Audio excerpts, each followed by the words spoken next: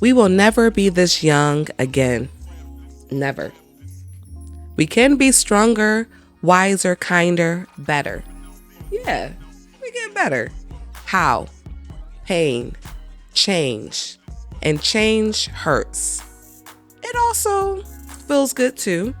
There's joy, peace in the middle of the storm, love, a whole lot of love. I should know. In the last quarter of 2017, I moved to Houston, Texas, baby. Population 2.3 million. From Rochester, New York. Population 207,000. This move from small city to large, from east to Gulf Coast, was a hell of a change. But I had to make it work to fulfill my purpose. Too old is for everyone who thinks they're too old to start over. Everyone who has gripped their balls and done it anyway. Everyone who takes risks. Everyone who is scared. Everyone living their best lives. And everyone who is tired of letting life pass them by. Too old is for you. Today, we have Matt Horn on the show. Hello, hello. Hello. He's a son, dog dad, journalist, producer, and certified thirst trap. A thirst trap. Yes. Certified. Yes. Y'all know I love the written word. It's my life's work. So we'll start with a blog I wrote, then I'll kick it to you. All right. And you can let me know what resonated with you, what it reminded you of, and we'll get the interview. Cool. Being the president used to be a black job. Last week, I went to Atlanta, the mecca of black entertainment. My goal, scratch that, my desire was to showcase my skills to the right people, was to recharge, was to learn. I did all three and walked away with 7 lessons that I hope will help thee. Number 1, Decatur is Compton. At first, I was vibing thinking, damn, Atlanta is lit. DJ has gone the whole night only playing Atlanta shit. Then that Not Like Us dropped, and the whole spot started crip walking. Honest art translates everywhere. Number 2, it's only you against you. I thought I killed my first show until the headliner slaughtered. I thought, damn, I got a long way to go. But then I thought, fuck that. I've come a long way too. Number 3, there are white people in Atlanta. I guess I knew that, but I never saw this many before. Edgewood is a cool vibe, even though parking sucks. Number 4, fuck with who fucks with you. Y'all know I'm black. I love my people, and my people love me too. And white people love me more. I mean, in theory, they love seeing me perform more. Guess I'm the female Donald Glover, but I ain't gonna complain if I get more Grammys than BETs. Number 5, be like Chick-fil-A. Do you know when the Chick-fil-A line is the longest? You guessed it, Monday. There's something about folks having to wait that makes them want it more. I don't perform on Sundays. I turned down 2 gigs and would do it again. Because if God had to rest, I certainly do too. Number 6, building breaks. I came to Atlanta to hit as many stages as possible. I hit 5. I also hit the pool. I hit the patio for early morning talks with God. I hit happy hour with my generous host. I hit my cousin's house for a real Sunday fun day. Number 7, jealousy is a 2-way street. You ever notice how folks be quick to know who's jealous of them, but never who they're jealous of? Be quick to flex on they haters, stunning them hoes, as if it's ever a good thing to court foes. I'm guilty of all of the above, so I'm asking God to give me an extra dose of self-validation and love. P.S. Today's opening quote is from one of the best jokes I heard in Atlanta. The debate happened there, so dude was extra turned in. And debate, it was the first debate before Biden dropped out. PPS, the above pick is from my Decatur show. PPPS, welcome to V, Slanice, Amy, Amber, and Gail, the newest members of Blanc Block. Your energy helped make my Atlanta run a hit. I appreciate you. And without further ado, Mr. Matt Horn. Hello, hello. So did anything stick out to you from what you heard? So, I mean, the fact of, I think you saying that there's a lot of white people in Atlanta. Right. Yeah, It's shocking, right? it is shocking. Yeah. Yeah. I I don't haven't know. been to Atlanta in a minute, though. What Yeah. are some of your favorite cities? Oh, Houston. Okay. I love Phoenix, Seattle, Mm. but it's too rainy up in Seattle, You though. love extreme weather places. I do. But I like some of the rural places too, like Breckenridge, Colorado. Went up there, that was nice. Okay. Nice little recharge. Okay. Cold as hell. You just got to unplug. Got to unplug. I was gonna go skiing, but it was too fucking cold. So Mm. yeah. Let's go back to Houston. Where did your love affair with Houston start? How did you get here? So I originally moved here for work. So I had the first time I'd ever interviewed in Houston, I was living in Phoenix, got laid off during the pandemic. And Fuck them. yeah, fuck them. Although they rehired me and then I said fuck them. And Okay. then I like what you did there. Yeah. So I came to Houston, turned down that job offer, ended up like I said, getting rehired by the same company, moved to Nashville, and then that same TV The white station. Atlanta. Yes, Okay. yeah. So and then I moved to Houston from there because I got offered a job at the NBC station here. Okay. And Oh, and now you work for the op. Oh, I love this. well, and it gets even better. So I was at the station, at the NBC station here for like 7 months, and I'm like, fuck this. I hate it. It's so toxic. So then the ABC station up in Dallas reached out to me. They're like, Okay. hey, we're going to throw some money at you. Do you want to come up here? Whatever. And I was Right. like, sure, I'll go up there. I was there for about a year, and I was like, I don't fuck with Dallas. So then I got offered the job at Fox and came back down. You're a real Houstonian. Yeah. Okay, I because love it. so you're talking about these different stations, but let's backtrack because I just kind of threw you in there, Yeah. right? So your journalism career, how and where did it start? So, oh God, I've been around the block. Okay, So, ooh, a yeah, hoe. listen, a whole hoe. Yeah. Like, so my first TV job was actually in Rapid City, South Dakota. Yeah, short-lived. Okay. So, yeah, I mean, I jumped ship a lot. I made a lot of different changes throughout my career and stuff You take like that. risks. Take risk. And a lot of people are like, you can't do that. You got to stay at this job for X, A lot Y, of and C." boomers. Yeah, and I'm like, fuck that. Like, I'm not happy. I'm going to move on and continue going forward and stuff like that. So, was there. I was in front of the camera for like 8 years, bounced around to Like different an stations. anchor. Reporter, investigations, stuff like that. Did things that changed, like, did reporting that changed, like, city ordinances, state laws, stuff like that. So Like, an I was activist as well. Yeah, so, like, I was actually, like, doing all that stuff before doing the types of shows that I manage now, which talk about sex, relationships, controversial Yeah. infotainment, if you will. So, Infotainment. yeah. So growing up, you always had a love for the camera and storytelling. Like, how did journalism find you, or how did you find it? So originally I wanted to be a meteorologist. Oh, that's so cute. Yeah, I wanted to be a meteorologist, wanted to be the weatherman on TV. Yeah. And then I took basic, like, intro to meteorology in college. That shit was fucking It's hard. real science. It's real science. Yes. I didn't think, Yep. shit. I took that course too. So after that, I think I got a D or a C. Yeah. I don't know. I think enough to get credit. I think my professor passed me because I wanted, like, I was actually really involved trying to figure out what the hell he was talking Right. about. But apparently I had to settle for a communications degree. So, yeah. Settle. Settle. For Right. that. Yeah. So got into communications and journalism and went from there. And then you got your first job in South Dakota. Yeah. So this was straight out of undergrad. Yeah. Okay. Yeah. So, I mean, and this was 2009. So moved up there because after college, I originally went to DC, worked at, like, not a TV job, just Okay. doing, like, something else after that. And then came back to Ohio, partied for the entire summer and the fall, and then got my first job at the end of 2009 going into 2010. Okay. So, yeah. So you spent 8 years in front of the camera. Yeah. Like you said. So doing the investigative work and kind of seeing your work really have a social impact. Yeah. How did that drive you? I mean, I thought it was great. I mean, because getting into journalism originally, I wanted to make a difference and stuff like that. And, it was really cool.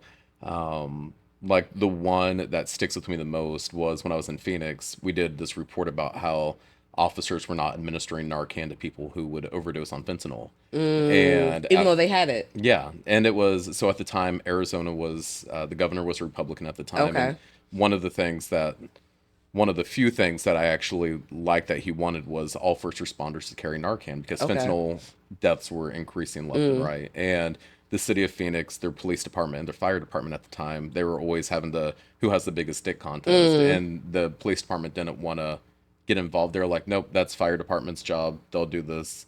So people were dying on Wow. the police department's watch. And mind you, if you know anything about Phoenix police, they have a lot of investigations with the federal, with DOJ and stuff like that I didn't for a know that. lot of things. Okay. It's a hot mess express from everything that, I mean, they would deny it, but Yeah. it is. So anyways, we ended up doing the report, the investigation, and then they mysteriously started administering Narcan afterwards. And of course, they took all the credit. They're like, look at what we're doing now. And it's Right. like, you dumb sons of bitches. Like, Were you afraid to investigate the police department in that way? no, Okay. no. Because I mean, at the end of the day, it's like, even if it saved one person's life, that's, Right. It's worth it. yeah, Wow. yeah, That has to be very rewarding. yeah. It was cool. It So was now cool. being on the end of infotainment, Yeah. do you still get that same feeling? No, it's a different feeling, but it's more fun. Like I Okay. enjoy it a lot more.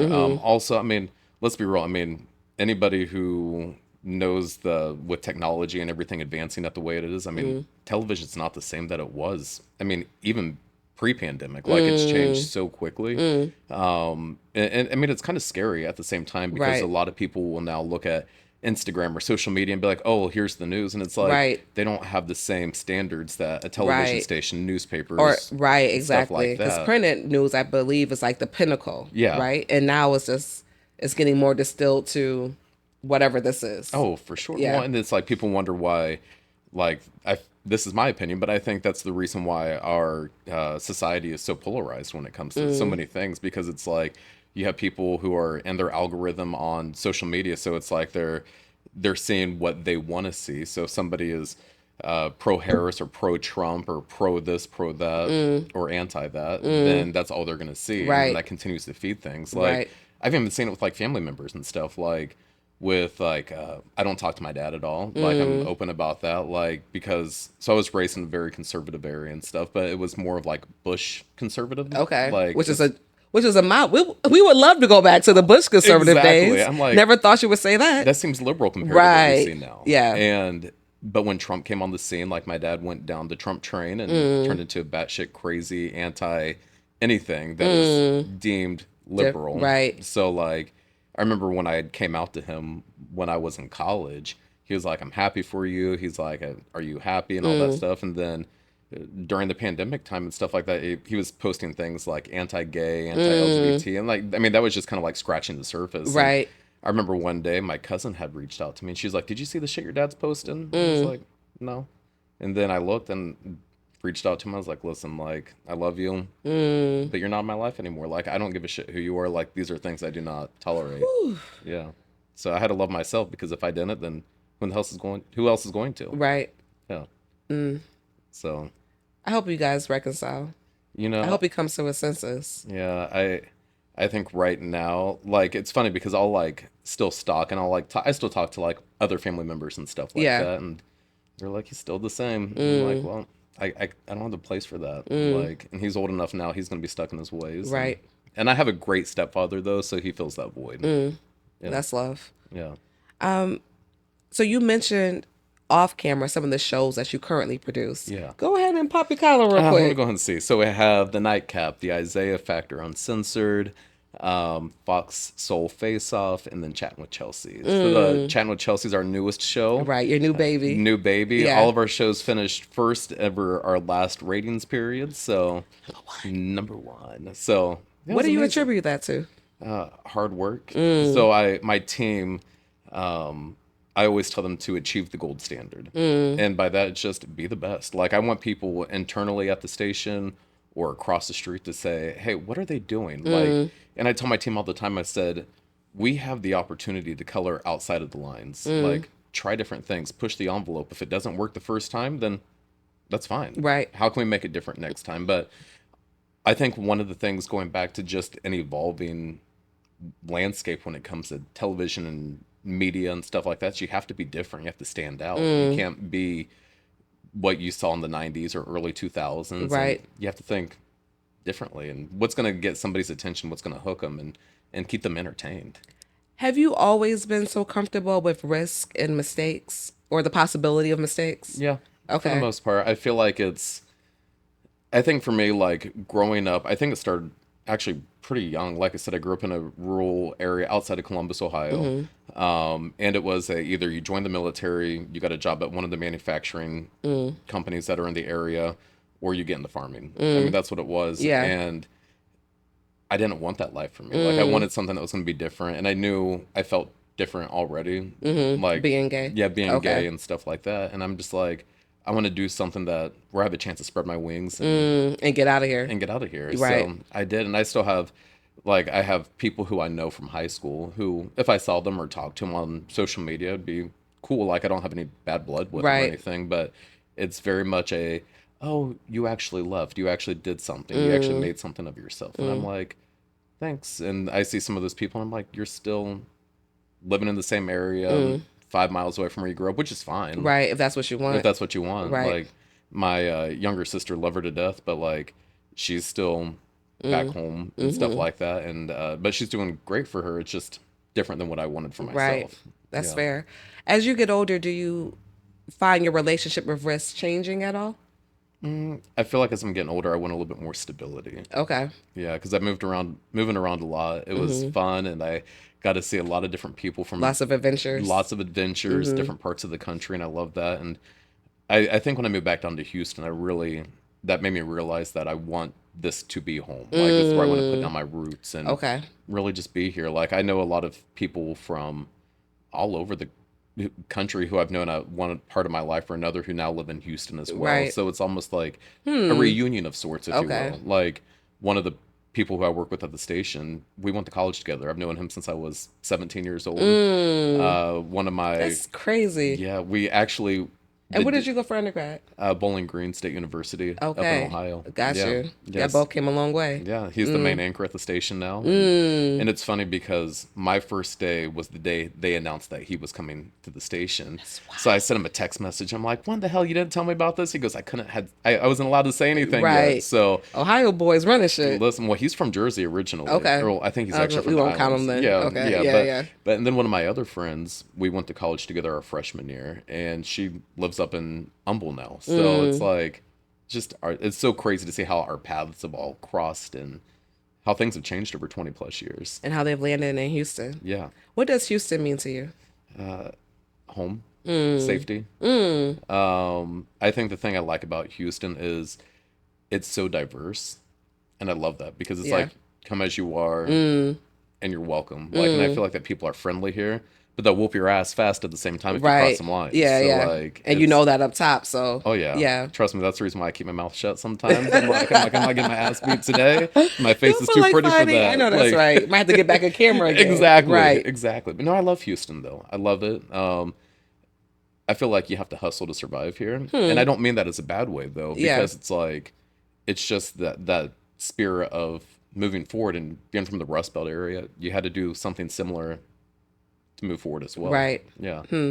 So now I wish the streets were a little bit better here. You were a little more paved. Wish- The hurricanes were a little kinder. The humidity wasn't as bad. Right. But no, I love it though. I love Houston. That's I all really right. do. Yeah. What's your relationship with aging? Because, I mean, you are a pretty motherfucker, right? Thanks. No. Right.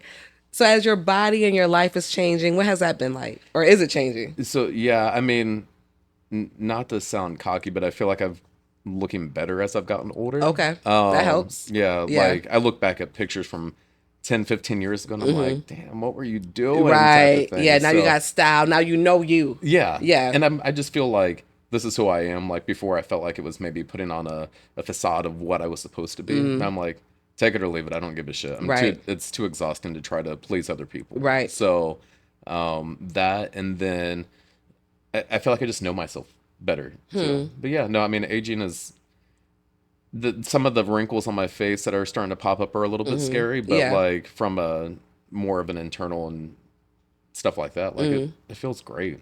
Like I still feel young. Hangovers are not as fun as they used to be, as I told you earlier. Like So you make better decisions sometimes. sometimes, Right. sometimes. But yeah, no, it's great. How does it impact dating and love? So that's the part that's interesting because I've been officially single since 2019, and Okay. that was coming out of a long-term relationship. We had lived together, and we're still really good friends. Like I talked to him last night on the phone for a little bit, but That's nice. yeah, and it's like I've dated since then. I don't know. I've kind of had my hoe phase a few different times, so it's kind of like, I don't know. Sometimes I think I go into go into a dating situation or meeting somebody where it's like oh, maybe this will be something more than a hookup or a Right. fling or something like Yeah. that, and then other times it's like, oh, This is all this is. this Yeah, is all yeah. this is all it's gonna be. And I'm also independent, so I like having my alone time. So unless somebody's pouring into my cup, Right. I don't want it. Yeah, yeah. Like I'm like I'm fine being on my own. Like Mm. although finding a sugar daddy who pays for everything would be I mean, who's mighty gonna say nice. no to Exactly. that? Right. But no, I'm yeah, being I feel like as you're getting older too, I mean everybody I feel like the dating pool shrinks. Mm. And if it's not shrinking, I feel like that maybe you see more people who are I feel like that monogamy has gone out the window in a lot of Mm. ways for a lot of people, not for Okay. everybody, Yeah. but there's a lot of non-monogamous relationships I'm seeing people in, and I'm like, I don't know if that's for me. Right. Like that's scary. I'm like, I don't. It seems confusing. It is. Right. And it seems like draining a lot of energy and stuff. Now, more power to anybody who's doing Right. it. Like, to each their own. That's not my business. Like, whatever makes your wheels turn. But Right. it's not easy. It's not for the faint of heart. Right, because I remember being younger and older women would always say, oh, wait till you get to your 30, 40, 50. You're going to be so more confident. You'll know who you are. Things won't bother you. And I used to be like, eh. But in my experience, that's true. Yeah. Has that been the same for you? Yeah, I would say so. I would say so. In regards to, I just lost my whole train of thought. No, you're completely fine. The in regards to was me stalling. Hey, I love it. I love it. What is there anything you wish that your younger self knew? I think just knowing that it's okay to be you. Okay. I think that's probably the big thing. Like, I mean, growing up, you're told that you're supposed to do this. I mean, even from societal norms, you're supposed to have the house with the white picket fence. You're Right. supposed to have 2, 3 kids and all these things. And I'm like, no, you're not. I mean, if you want it, cool. But if Right. not, But like, define it for yourself. yeah. Like for me, like I don't want kids. Like, and like I have 2 dogs. Right. I love my dogs. What are their names? We have Booker and Brody. So both of my little big babies, they're both 75. No, They're killers. They're killers. Yeah. Oh my gosh. 75-pound pit bulls, babies, like literally the biggest. So you're like an babies. eighth black because we love the pits. Listen, that Yeah. part right there. Yeah. So I grew up with Rottweilers and stuff like that, but I love my pits. I had another one. He passed away, but he was like the one that like hooked me in because I was afraid of him for a long time. Because like a they're sensible person. yeah, Yeah. I mean, especially when they come running at you, and like his mine will even come running at me, like when I walk in the door, and then like jump on me, like they Yeah. probably shouldn't be doing. Yeah, but, yeah, like they're about to rip your throat out like pit bulls do. exactly. Right. And my one, he's like, I have my one that's like I said, they're both babies, but the one is like really chill. They both love people, and then my other one is definitely like guard dog type of Okay, thing. So yeah. like. If he sees another dog or he sees something that doesn't add up, he's Right. like his fur stands up and he like, He's ready to go. oh yeah, That's Brody, huh? that's Booker. Oh, That's my okay. younger one. Okay. Yeah, my older one, he'd let me get robbed and kidnapped, and he'd be like, "Just don't fuck with my sleeping space. Right. We're good." And are there snacks? Are there snacks? Exactly. Exactly. What's something that you wish, and I think you kind of touched on this when you were talking about your father and the polarization that we're in, but what's something that you wish older people knew? That times are changing. Times are changing, and that's a good thing. Most things are good things. Right. Like, I feel like, I think about it, and I think a lot of times when people are older, they think that they're just these prude people who don't have sense of humor, don't enjoy sex, don't enjoy these different things. And there was this one thing that popped up on Instagram, and it was about some song in the 1920s, and it was talking about sex and this, that, and the other. And I was like, oh my God, In in the the 20s. 1920s? Right. Like, what? So I think, like, looking back at history when it comes to laws like abortion laws, women's rights, gay rights, all these things, like, I feel like we're moving forward, but now I feel like that we're also at a point where a lot of things have gone backwards Right. from where it should be. Because I'm like, if I like it or I don't like it, like if it's somebody else's body, it's not my business. Right. Like I hear don't you. I don't give a shit. Like, Right. Because I don't want people interfering in my life. I don't want people. I'm like, if you don't like it, then Just don't do that don't. yourself. Yeah, Right. exactly. So even like when I came out being gay, and people be like, oh well, that's da da da. I'm like, and it's none of your damn business either. Like, What was that like for you? It- Because you knew oh, I knew since I was a kid. Okay, yeah. So when I came out, it was terrifying when I came out because it was around the time when a lot of it was before same-sex marriage was legalized across the country, and a lot of states were voting state by state. And actually, one of the last times, this is one of the this is one of the big reasons why I'm skeptical when it comes to a lot of church, because I was going to church on my own with one of my best friends growing up. Because your And family wasn't into it. no, they weren't. Like, my Okay. family's just, they've always been in the mindset, be a good person. Okay. Like, have Yeah. good morals. Yeah, Like, yeah. be kind to people and stuff like that. And I was like, well, I'm going to go to church with one of my really good friends, like I said, one of my best friends at the time. And it was a good time until same-sex marriage. The voting was getting ready to go on the ballot. And the pastor was like, reach out to your state senator, reach out to them. This is an abomination. You're going to go straight to hell. And I was like, this terrifies me. Like, because And that was before you had came out. that was before I came out. So I kind of repressed everything for even longer, because I'm like, well, if the pastor who was supposed to be loving Right. is saying this, and I obviously, as I've gotten older, I know that's different churches have Different beliefs and stances. different stances, Yeah. and I get that now. But like, at that time, being from the area I was from, I'm like, oh my God, everybody feels this. That's how everybody thinks. And so now I'm like, What made you want to go to church with your best friend, though? I'm curious about that. sense of community. Yeah. Okay. Sense of community. So, I mean, and I actually really like gospel music as well. Like, even to this day, like, I'll listen to gospel Yeah. and stuff like that in my mix. So it's just, I love the music. I love the sense of community. And I think that there's so many more messages, even if you are not religious. I feel like there's a lot of positive messages that come out of church, though, like community, doing good by other people, doing right and stuff like that. Yeah. What's your faith system like now? Or what gives you that same sense of community and those same messages? Yeah, I think my big thing, I've always been spiritual. I've always believed that there's a higher being. And I don't think that this is the end all be all. Like, I feel like that there's so much more out there. There has to be. And I think it's just, honestly, seeing, when I see good in people, Yeah. it's kind of, that's the thing to me that makes me believe that there's something else out there. That's beautiful. Yeah. So we like to end this with something that you are too old for. Something I'm too old for. The bullshit. Okay. Yeah, I think I'm too old for, I think for me, it's what's the purpose, or what is, if somebody's gonna make my life, like, I need to know that they're not just there to be a drain, essentially. I mean, that's, before I'd sit there and I'd, like, I remember growing up, people would always be like, as you get older, your friend group will get smaller and smaller and smaller. And I'm like, whatever, I have friends, this, that, and the other. And now I notice that I have friends where I'm like, this is my core group of friends. And I'll be honest, most of them do not live in Houston. Like, I have a few very good friends here in Houston, but like, one of my best friends is my sister. She lives, my older sister, she's up in Cleveland. Okay. And then one of my other really, really good friends, one of my other best friends, she's in Phoenix. And like, so yeah, I mean, it's like, no matter what, like, I know that they're always going to be there.